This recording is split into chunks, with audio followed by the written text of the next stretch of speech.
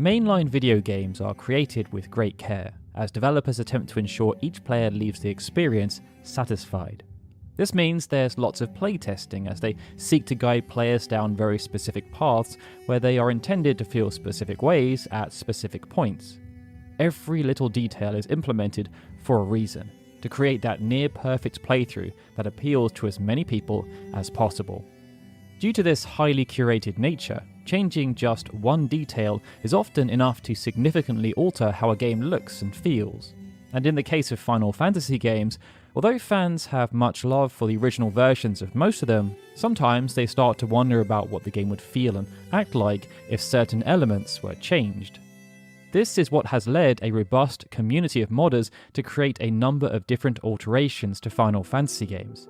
Sometimes this has been driven by a desire to alter the very core of the game, but there are also just instances where modders want to right the wrongs of a dismal port, and that's very much the case with Final Fantasy VIII on PC. Square did attempt to fix some of these aspects with the alternate Final Fantasy VIII remaster, but even that ended up having a significant amount of mods made. It means that across the two games, there are plenty of ways to keep things interesting, with many mods out there that fundamentally change the way the game looks, sounds, and plays. It's those mods that we're going to be covering today, and to kick things off, we're going to be talking about Succession. The story of Final Fantasy VIII was something of a roller coaster, but while some were enthralled, others felt there were elements of the story that they weren't all that fond of. Some of this has manifested in the creation of some very extravagant theories being developed, while others sought to dive straight into creating mods that flat out change the story. And in that regard, one of the most well-known has to be Succession. The Succession mod sought to alter the plot of Final Fantasy VIII in such a way that plot devices that some players may not have enjoyed, such as amnesia, were removed altogether. What's most interesting about the Succession mod, however, was not that it was a complete overhaul of the story, but instead that it was designed to enhance the core narrative that was already there. That means that, alongside removing any semblance of amnesia, Succession also removed time compression. Now, given how integral time compression was, this may sound like an absolutely dire decision, but Percival Dulac painstakingly went through the story to make sure that characters maintained their original personalities, motivations, and beliefs despite the scenario rewrite. Via these modifications, specific characters ended up becoming more pronounced, with their motivations made clearer. It became a case of enhancing rather than discarding the work that Square had initially done to craft a cast of memorable characters. Percival Dulac also went so far as to make sure that the core themes of Final Fantasy VIII were emphasized further, and this allowed the mod, which overhauls the story, to create a narrative that feels like and is true to the original vision of the game. Unlike Succession, martial law did not change any elements of the story. Instead, it aimed to rebalance the game, while also making gameplay even more customizable. To some, Final Fantasy VIII is a very unbalanced game. Due to the way that Guardian Forces and Junctions were implemented, new players without a deeper understanding of the game's core mechanics sometimes found themselves underpowered through most of the playthrough. Conversely, experienced players who knew and understood the intricacies of those systems could become extremely overpowered pretty early on in their playthroughs. The martial law mod aimed to account for both of those scenarios. For example, whereas Guardian Forces in the original game could vary quite a bit in terms of how effective they were and their stat scaling, the martial law mod standardized the way Guardian Forces worked so that there would be less variance between them. This was achieved by having each Guardian Force linked to a core stat in a uniform way, and this meant that there were two Guardian Forces that represented each core stat. The mod also made new Guardian Forces easier to jump into using by having each start out with a junction aligned to their core stat. The junction bonuses granted by magic were also revamped, preventing experienced players from becoming overpowered too easily. The aim was to make the game more enjoyable and replayable for even the most experienced of players. Further to this, martial law changed the role of certain Guardian Forces in battle. It meant Siren, Diablos, Brothers, and Tombri became aligned with extremely tanky builds owing to their low damage output and slow charge times. This meant they could shield party members effectively in combat rather than having a direct impact on the battle itself through damage dealing. For everything that martial law did, one thing it didn't alter though was enemies, and that's where the Crystal mod comes in. The Crystal mod altered gameplay by addressing both playable characters and enemies. Whereas Martial Law focused almost entirely on rebalancing the junction system, the Crystal mod went in the opposite direction by de-emphasizing junctioning in favour of stat gains from traditional leveling. This was something that many players had wanted in the original game, because although the junction system does have its supporters, there were many out there in the wider fanbase who preferred to just focus on getting stronger through more traditional means. Despite this rebalancing, the Crystal mod did make the game somewhat more difficult, and this was something experienced players had sought for some time. Given how easy it is to take advantage of the junction system, experienced players often have to intentionally handicap themselves to make the game feel more challenging. The Crystal mod addressed this while simultaneously making the combat experience much smoother by altering enemy resistances, weaknesses, and stats. For example, the Grand Mantis experienced a decrease in HP and its weakness to thunder increased to 200%, while the Red Giant became less resistant to zombie and poison. Interestingly, the changes the Crystal mod made to enemies were not just limited to rebalancing their stats and item drop rates. The mod also changed some enemy encounter rates and encounter locations. Notably, the encounter rate of Adamantoises was significantly increased in various areas of the game. The final cool thing this mod did was add a small number of new side quests, serving to provide log-time players with fresh content.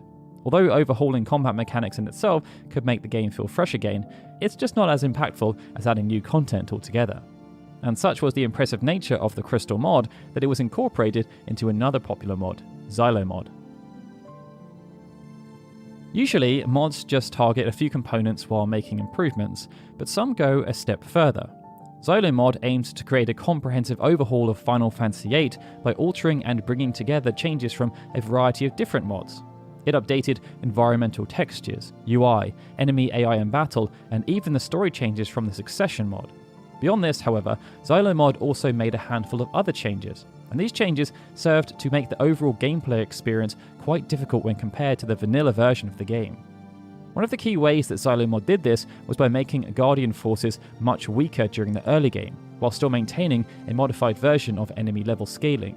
The mod also made the magic and status effect weakness system more consistent to help with streamlining gameplay.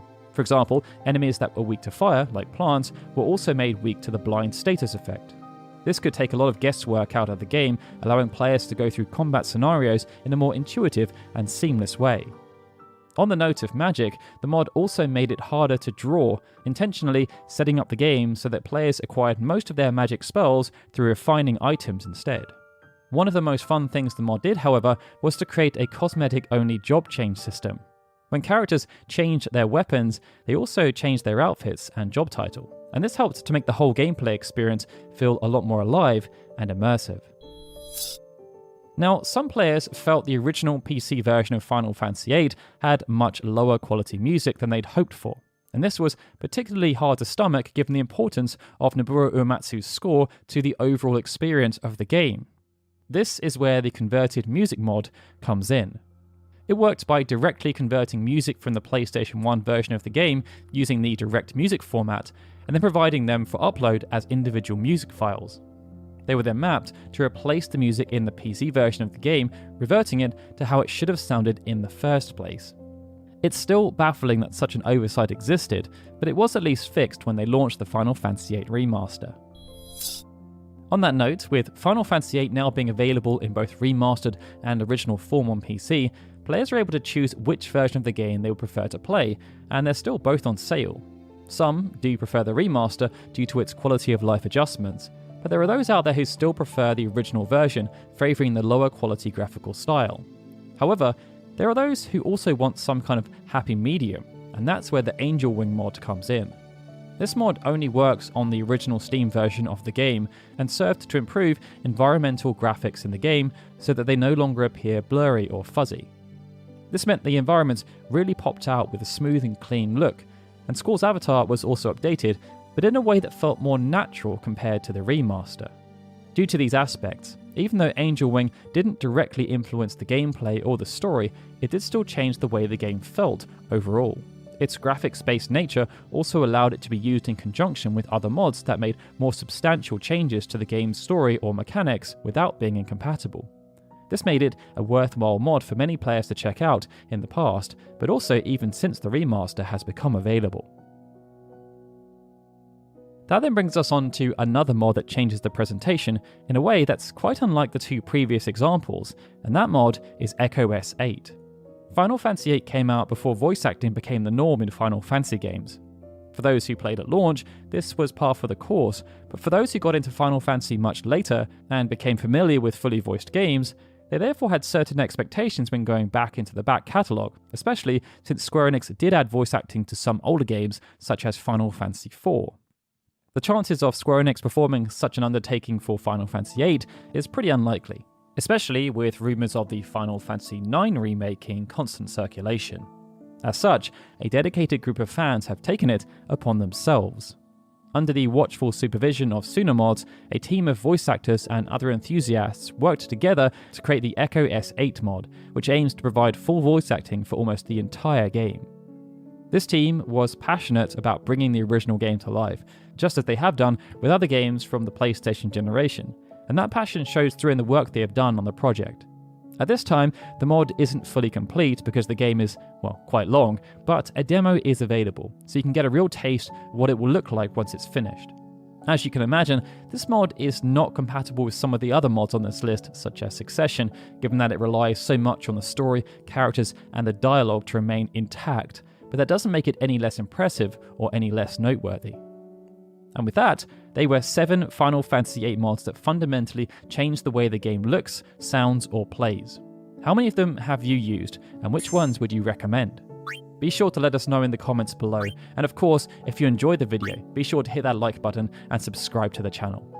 Alright everyone, with that, this is Daryl signing out. As always, I'd like to give a big thank you to all of our Patreon and YouTube membership supporters, especially Benjamin Snow, DeLivestream, Juan Jaramillo, Justin Dent, and Sukan TDK, who are super special Onion Knight supporters. And of course, a big thank you to everyone for watching this video. I'll see you all again soon for more Final Fantasy goodness.